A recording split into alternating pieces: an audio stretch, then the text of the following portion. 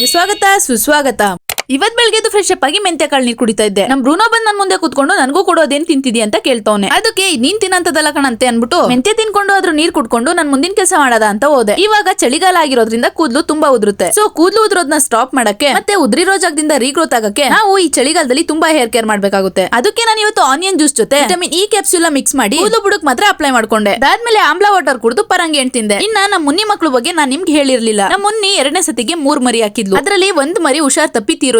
ಇವಾಗ 2 ಇದಾವೆ. ಇವೆರಡಕ್ಕೂ ಕಣ್ಣಲ್ಲಿ ತುಂಬಾ ನೀರ್ ಸೋರ್ತಿತ್ತು ಮತ್ತೆ ಕಣ್ಣು ಫುಲ್ ರೆಡ್ ಆಗಿತ್ತು. ಅದಕ್ಕೆ ನಮ್ಮಪ್ಪ ವೆಟ್ ಹತ್ರ ಹೋಗಿ ತೋರ್ಸ್ಕೊ ಬಂದಾಗ ಅವರು ಈ ಐ ಡ್ರಾಪ್ ನ ಬರ್ಕೊಟ್ರು. ಇದು ಮನುಷ್ಯರು ಮತ್ತೆ ಪ್ರಾಣಿಗೆ ಇಬ್ರಿಗೂ ಯೂಸ್ ಮಾಡಬಹುದಂತೆ. ಇನ್ನ ಈ ಡ್ರಾಪ್ಸ್ ಅಂತೂ ಎಷ್ಟು ಕ್ವಿಕ್ ಆಗಿ ವರ್ಕ್ ಆಗುತ್ತೆ ಅಂದ್ರೆ ನಮ್ ಬೆಕ್ಕನ್ ಮರಿಗಳ ಕಣ್ಣು ತುಂಬಾ ರೆಡ್ ಆಗಿ ಎಷ್ಟು ಉತ್ಕೊಂಡಿತ್ತು ಅಂದ್ರೆ ಇದನ್ನ ಯೂಸ್ ಮಾಡಿದ್ಮೇಲೆ ಬರೀ 2 ದಿನಕ್ಕೆ 90% ವಾಸಿ ಆಗೋಯ್ತು. ನಿಮ್ಮನೇಲೂ ಏನಾದ್ರು ಬೆಕ್ಕನ್ ಮರಿಗಳಿಗೆ ಈ ತರ ಪ್ರಾಬ್ಲಮ್ ಇದ್ರೆ ನಿಮ್ಗೆ ಯೂಸ್ ಆಗ್ಲಿ ಅಂತ ಈ ವಿಷಯ ಹೇಳ್ತಾ ಇದೀನಿ. ಇನ್ನ ಇದನ್ನ ಬೆಳಿಗ್ಗೆ ಮತ್ತೆ ರಾತ್ರಿ ಒಂದೊಂದು ಡ್ರಾಪ್ ಹಾಕ್ಬೇಕು ಅಷ್ಟೇ. ಇನ್ನ ಇವತ್ತು ತಿಂಡಿ ಕೆಲಸ ಬಂದು ನಂದು. ಸೊ ತಿಂಡಿಗೆ ಅಂತ ಚಪಾತಿ ಮತ್ತೆ ಆಲೂ ಫ್ರೈ ಮಾಡಿದ್ದೆ. ನಂಗೆ ಗೊತ್ತು ನೀವೆಲ್ಲ ನನ್ನ ವ್ಲಾಗ್ ಅಲ್ಲಿ ಬರೀ ಆಲೂ ಫ್ರೈ ನೋಡಿ ಬೇಜಾರಾಗಿರ್ತೀರಾ ಅಂತ. ಬಟ್ ಏನ್ ಮಾಡ್ಲಿ, ನನ್ ಮೋಸ್ಟ್ ಫೇವರೇಟ್ ಆಲೂ ಫ್ರೈ. ಯಾರಿಗೆಲ್ಲ ಆಲೂ ಫ್ರೈ ಇಷ್ಟ ಕಮೆಂಟ್ ಅಲ್ಲಿ ತಿಳಿಸಿ. ಇನ್ನ ನಮ್ಮ ಮಮ್ಮಿಗೆ ಬ್ಲೂಟೂತ್ ಕೊಡ್ಸಿದ್ಕು ಇವತ್ತಿಗೆ ಸಾರ್ಥಕ ಆಯ್ತು ಅಂತ ಅನಿಸ್ತು. 2 ಕಿವಿಗೂ ಬ್ಲೂಟೂತ್ ಹಾಕೊಂಡು ಯಾವ್ದೋ ಸಾಂಗ್ ಪ್ಲೇ ಮಾಡ್ಕೊಂಡು ಮನೆ ತುಂಬಾ ಜೋರಾಗಿ ಸಾಂಗ್ ಹೇಳ್ಕೊಂಡು ಓಡಾಡ್ಕೊಂಡು ಜಾಲಿ ಮಾಡ್ತವ್ರೆ. ನಾನ್ ಇದ್ಯಾರಪ್ಪ ಹಿಂಗ್ ಕಿರ್ಸ್ತವ್ರಲ್ಲ ಅಂತ ಫುಲ್ ಗಾಬ್ರಿಲ್ ಆಚೆ ಬಂದ್ ನೋಡಿದ್ರೆ ನಮ್ಮ ಮಮ್ಮಿ ಆ ಮಟ್ಟಿಗೆ ಹಾಡ್ ಹೇಳ್ತವ್ರೆ.